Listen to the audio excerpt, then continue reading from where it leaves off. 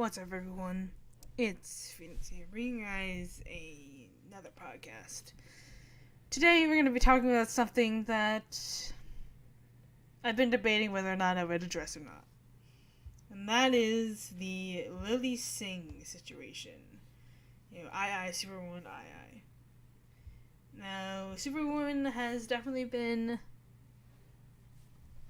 creating a storm, basically. It's pretty hard to ignore. Now, I've been watching Superwoman since around 2014, I think is when I pretty much discovered her. And I really enjoy her content. Or at least, enjoyed. She makes really great content, for the most part. There are some things that I don't necessarily agree with. But for the most part, she does a lot of comedy, she does a lot of promoting positivity, and, that's great and all. But lately, most recently, she's been creating a storm. And I wanted to talk about this from the viewpoint of someone who has respected Lilly and has loved her videos and has watched her for a while, rather than someone just looking, in because of this whole situation.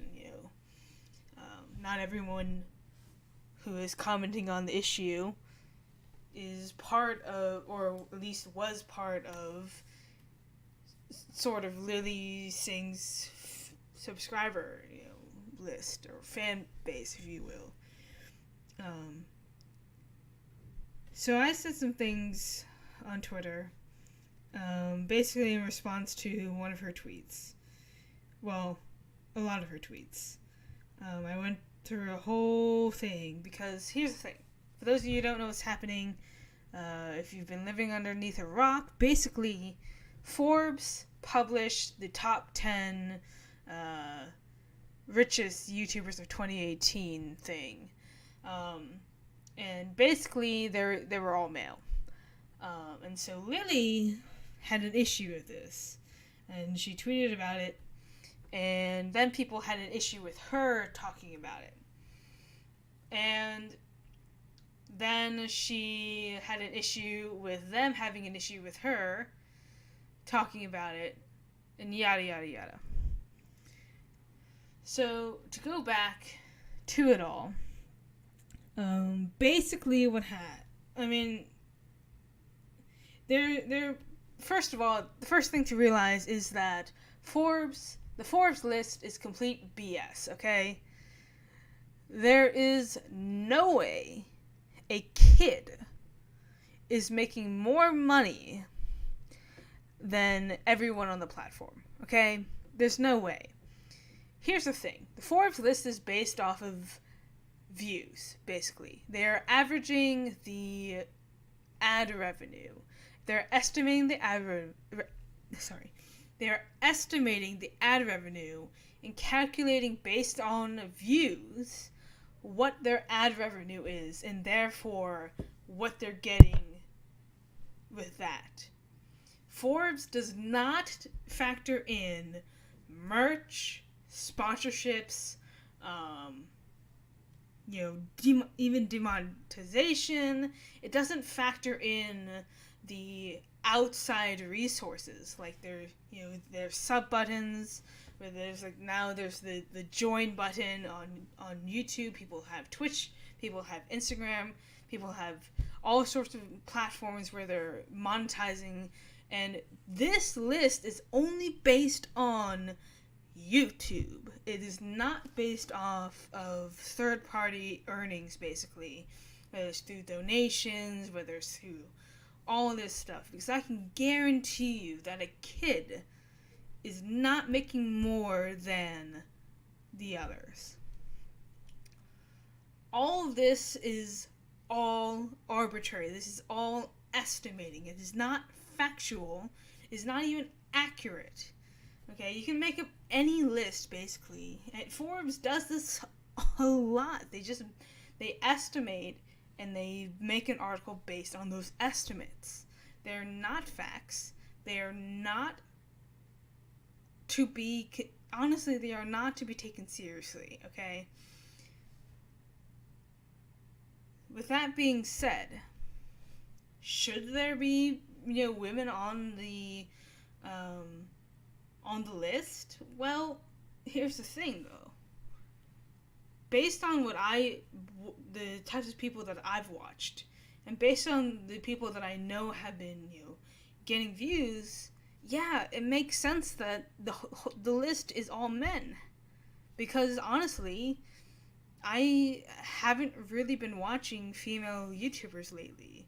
It's not that, I'm sexist or anything. It's not like, I'm favoring one gender or another. It just happens to be that the men are making better videos, in my opinion, and therefore I'm watching them.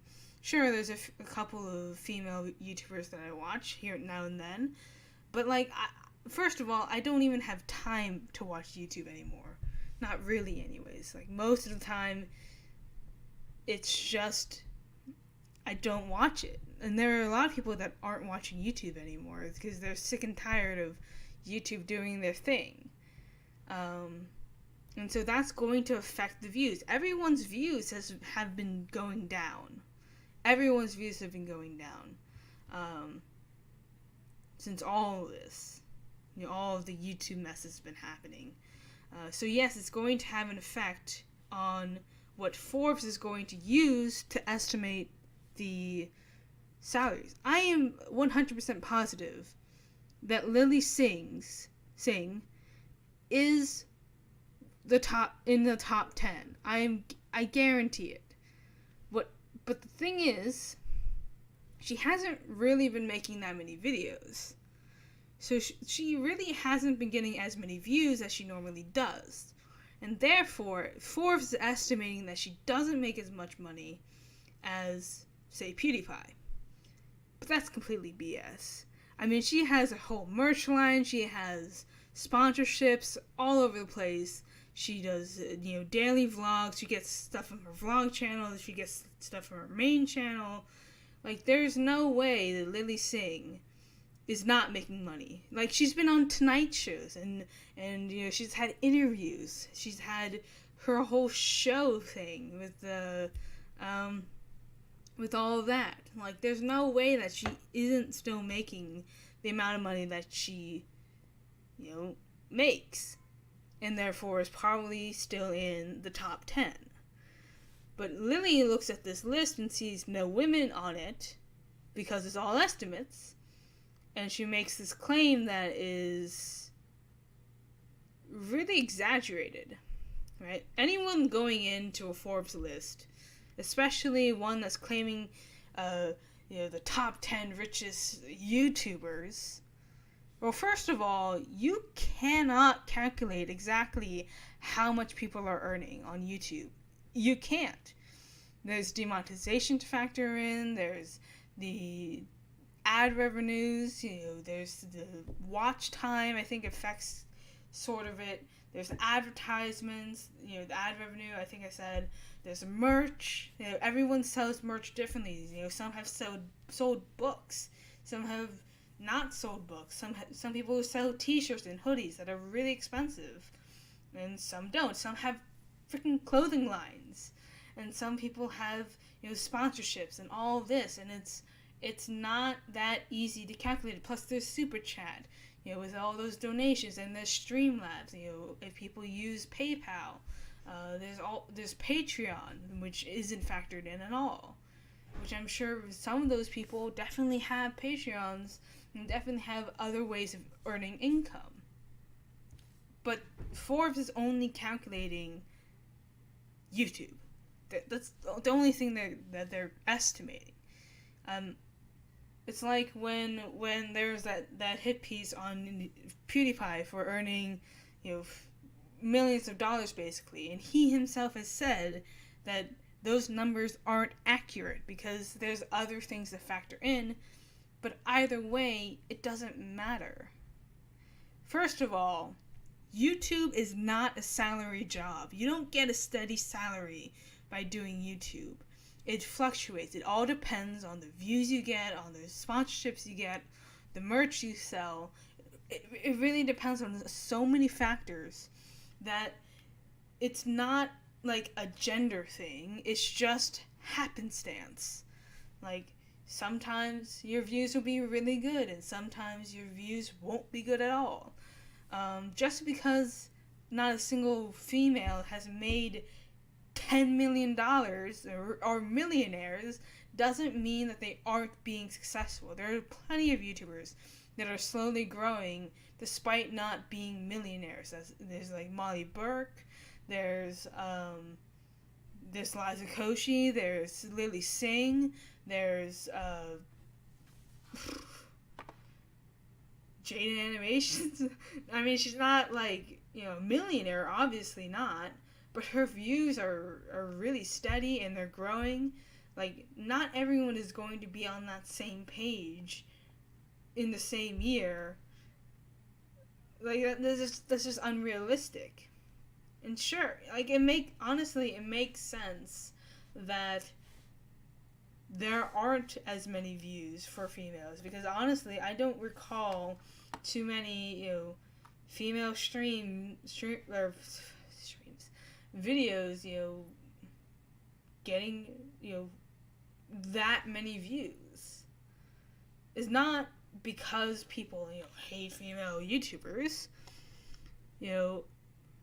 Even I have noticed my, view count drop a ridiculous amount. Like, I used to be able to hit at least 1K, and then it just stopped.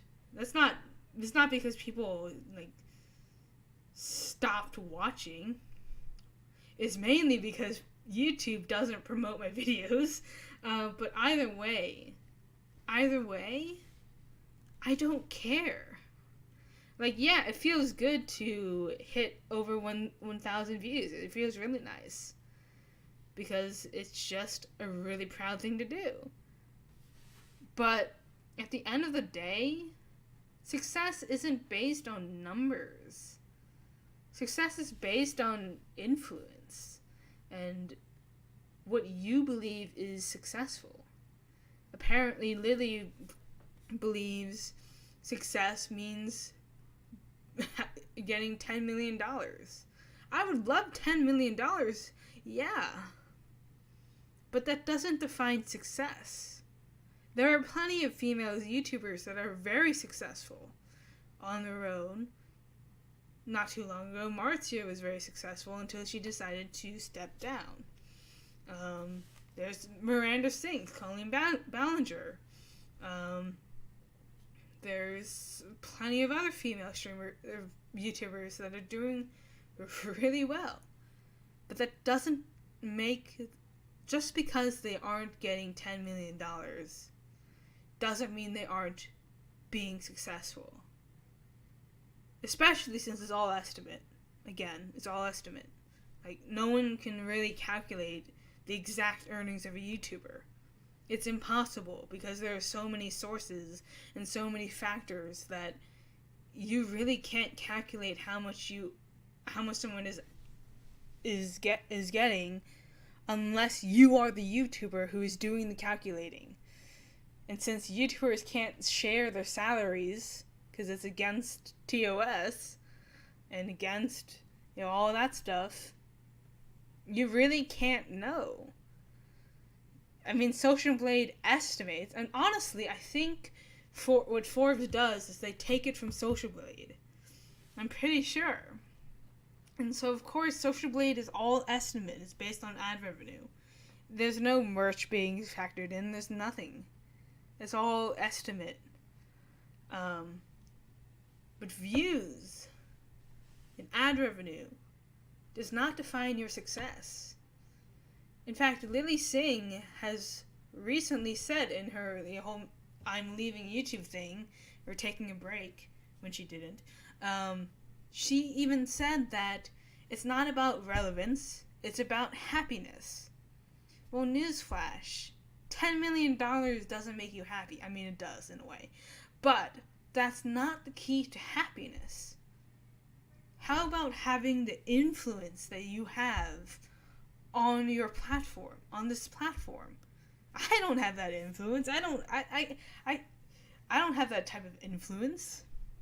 I might influence a couple of people, but like, it's nothing compared to the amount of influence Lilly has on this platform, and so many other people have. What about like just raising money for charity? That's something that I believe is successful and is one way to get happiness. Like you're giving back. When you give back to your community, and you start having all these things happen for you, that is successful. You don't see PewDiePie on the Tonight Show. No, you see Lilly Singh. And what's more important, the fact that you have influence and you have the respect of the mainstream media, for crying out loud, or the fact that you're earning $10 million? I mean, success is different for everyone. Sometimes being successful is earning that $15 million or whatever, but that's not the end goal. And I hope Lilly realizes this, as she's apparently trying to find that happiness again. It's not about what you earn,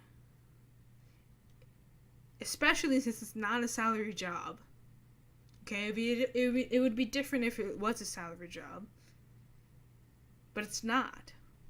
It's all based on what you put out, what you do, the type of things that the resources that you have. It's all based on that.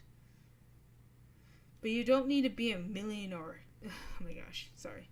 You don't need to be a millionaire to be successful.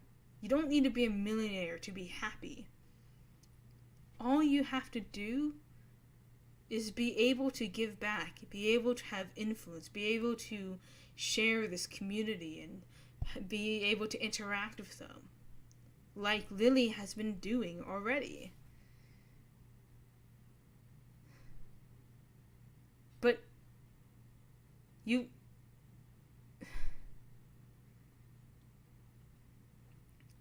here's the thing, right?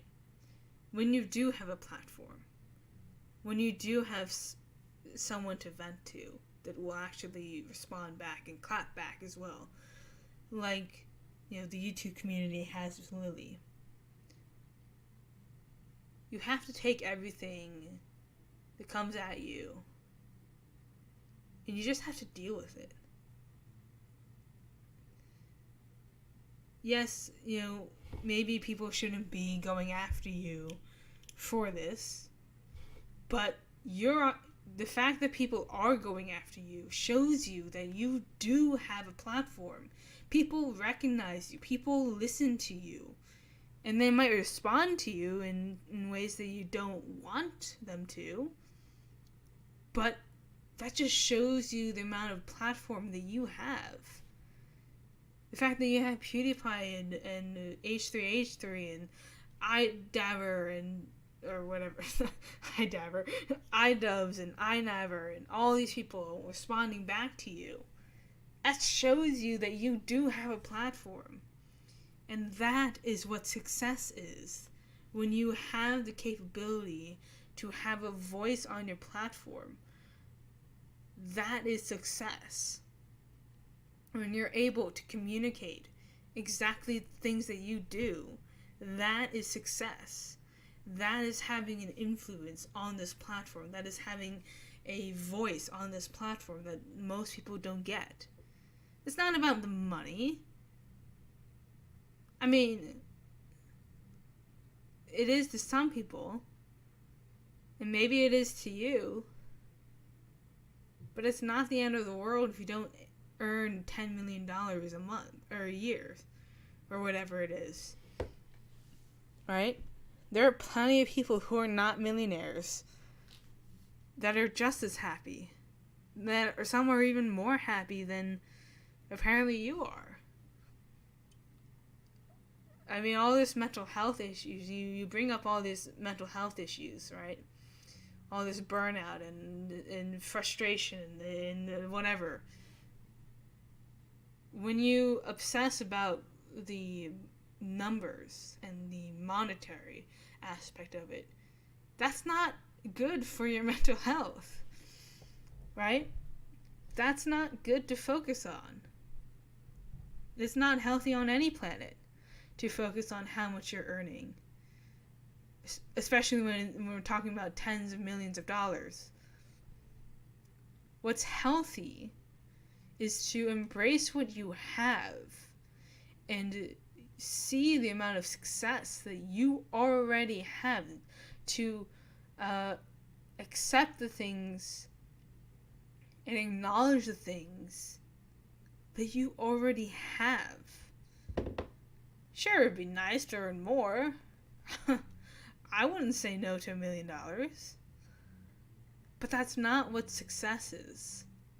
That's not what defines a successful YouTuber or a successful person.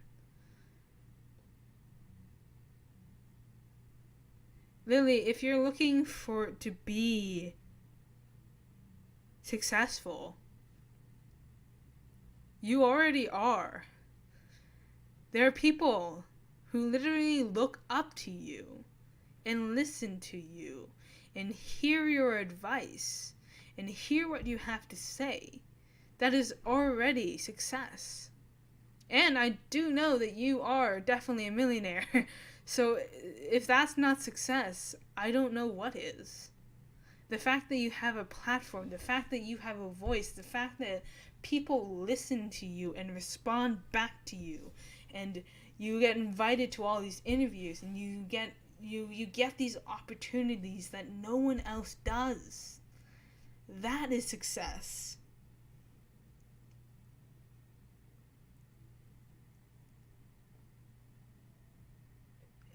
You can easily...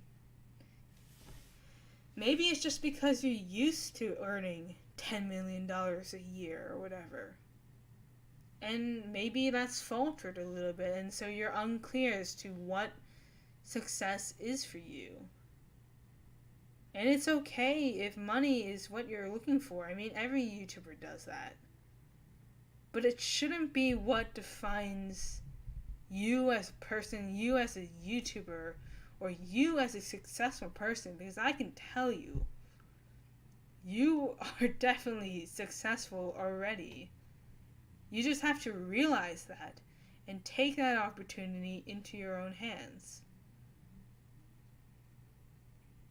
There are plenty of YouTubers that aren't earning $1 million that I would still define as successful. Like Colleen, well, I think Colleen is earning $1 million. But there are plenty of people who have that same voice, who have that same influence, that aren't necessarily earning $10 million and aren't necessarily, the richest YouTubers in the world or on the platform, but that doesn't make them less successful. It doesn't. Especially since it's all estimate anyways. Anyways, that's what I have to say.